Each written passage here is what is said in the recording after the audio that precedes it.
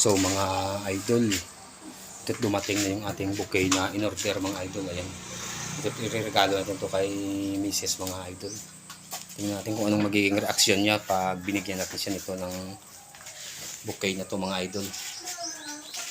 Ayan. Nasa loob siya ng kwarto mga idol.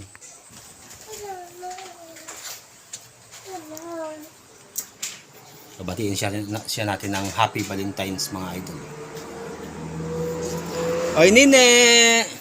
Baby, Happy Valentine's, Happy for you. Valentine's, love. Wow. Okay. Thank you. Yan.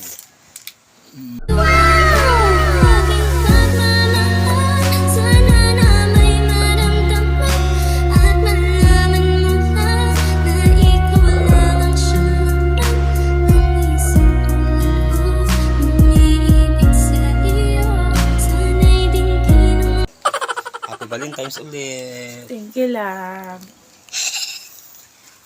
Ayan, nandyan. Natuwa yung misis ko mga idol. Saka yung aming anak, ayun, tuwang-tuwa siya. Naniregaluhan ko sa mama niya ng donut na bouquet. Okay, hanggang dito na lang yung ating video mga idol. Thank you for watching.